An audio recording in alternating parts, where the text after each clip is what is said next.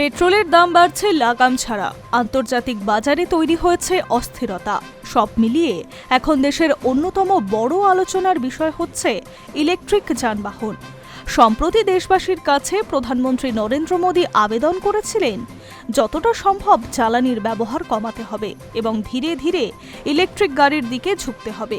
আর সেই বার্তার পর থেকেই নতুন করে প্রশ্ন উঠতে শুরু করেছে, যাদের প্রতিদিনের জীবিকা নির্ভর করে বাইকের ওপরে, অর্থাৎ হাজার হাজার ডেলিভারি বয়, তারা কি এবার পেট্রোল বাইক ছেড়ে ইলেকট্রিক বাইকের দিকে ঝুঁকছেন?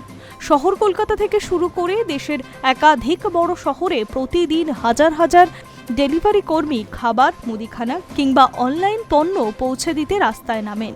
দিনের পর দিন পেট্রোলের দাম বাড়ায় তাদের খরচও বাড়ছে ব্যাপকভাবে। অনেকেরই দাবি, দিনে 200 থেকে 400 টাকার পেট্রোল খরচ হয়ে যাচ্ছে। ফলে হাতে যা রোজগার থাকে তার একটা বড় অংশ চলে যাচ্ছে জ্বালানির পিছনে। এই পরিস্থিতিতে অনেক ডেলিভারি কর্মী এখন ইলেকট্রিক স্কুটারের দিকেই ঝুঁকছেন। কিছুজন তো আবার বলছেন, একবার ইলেকট্রিক স্কুটার কিনে ফেলতে পারলে প্রতিদিনের খরচ অনেকটাই কমে যাবে। চার্জ দিতে যে খরচ হয় তা পেট্রোলের তুলনায় অনেকটাই কম হবে। পাশাপাশি রক্ষণাবেক্ষণের খরচও অনেকটা কম। তবে সমস্যা একেবারে নেই এমনটা নয়। অনেক ডেলিভারি বয়ের অভিযোগ, ভালো মানের ইলেকট্রিক স্কুটারের দাম এখন অনেকটাই বেশি। সব কর্মীর পক্ষে একসঙ্গে এত টাকা খরচ করা সম্ভব নয়। আবার চার্জিং স্টেশনের সংখ্যাও এখনো পর্যাপ্ত নয় বলে কিছুজনের দাবি। বিশেষ করে যারা দীর্ঘ সময় ধরে রাস্তায় থাকেন, তাদের মধ্যে মাঝপথে চার্জ শেষ হয়ে যাওয়ারও ভয় থাকছে।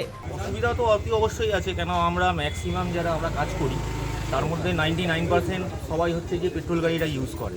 ব্যাটারি গাড়ি সবার কাছে অ্যাভেলেবেল নয়। আর এই মুহূর্তে ধরুন যে আমাদের যাদের কাছে যারা রাইডাররা আছে, আমাদের সবারই নিম্নত ইনকাম, তারা নতুন করে যে ব্যাটারি গাড়ি নেবে সেই এফর্টটা ওরা করতে পারবে না। অতি অবশ্যই অসুবিধা, কিন্তু সেই ক্ষেত্রেও আমরা চেষ্টা করব যে পেট্রোল গাড়িটা না চালিয়ে ব্যাটারি গাড়ি যে ভাড়া নেওয়া যায়, কীরকমভাবে কী কাজ করা যায় সেই জিনিসটা নিয়ে আমরা চেষ্টা করব। অসুবিধা হয় পেট্রোলে? অসুবিধা অবশ্যই হবে, কেন পেট্রোল গাড়ি আমরা 99% আমরা সব পেট্রোল গাড়ি নিয়ে কাজ করি। আমি নিজেও পেট্রোল গাড়ি ব্যবহার করি, আমরা ব্যাটারি গাড়ি আমার কাছে নেই।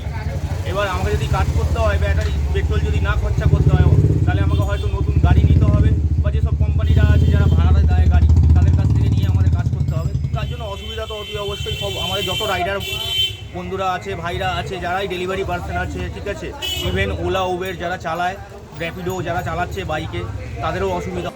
তবুও ধীরে ধীরে বদলে যাচ্ছে। একাধিক ডেলিভারি সংস্থা এখন কর্মীদের ইলেকট্রিক বাইক ব্যবহারের উৎসাহ দিচ্ছে। কোথাও ইএমআই সুবিধা, কোথাও আবার বিশেষ ভর্তুকি দেওয়া হচ্ছে। পরিবেশ দূষণ কমানো থেকে শুরু করে খরচ বাঁচানো, সব দিক থেকেই ইলেকট্রিক গাড়িকে ভবিষ্যতের পথ বলেই মনে করছে ডেলিভারি বয়রা। ইলেকট্রিক গাড়ি নিলে সেরকম কোনো প্রবলেম নেই, আমাদের বরং কিছুটা হলে সুবিধাই হবে। তার কারণ হচ্ছে পেট্রোলের এখন যা দাম বেড়ে যাচ্ছে, সেক্ষেত্রে কিছুটা ক্ষেত্রে হলেও ইলেকট্রিকে কম খরচ পড়বে অবশ্যই। না না, আমাদের এমনি নিতে হবে। আমরা তো ডেলিভারি লাইনে যেহেতু কাজ করি, সেক্ষেত্রে মনে হয় একদিন না একদিন নিশ্চয়ই সব প্রতিটা মানুষকেই নিতে হবে। তার কারণ এখন কস্টিং যা বেড়ে যাচ্ছে পেট্রোলের, সেক্ষেত্রে ইলেকট্রিক গাড়িটা নেওয়াই আমার পক্ষে বেস্ট, মানে প্রত্যেকটা মানুষের পক্ষে এটাই ভালো। এখন দেখার প্রধানমন্ত্রীর এই বার্তার পর আগামী দিনে দেশের রাস্তায় পেট্রোল বাইকের জায়গায় কতটা দখল করে নিতে পারে ইলেকট্রিক স্কুটার। তবে একটা বিষয় পরিষ্কার, পরিবর্তনের হাওয়া ইতিমধ্যেই বইতে শুরু করেছে। Hi news network.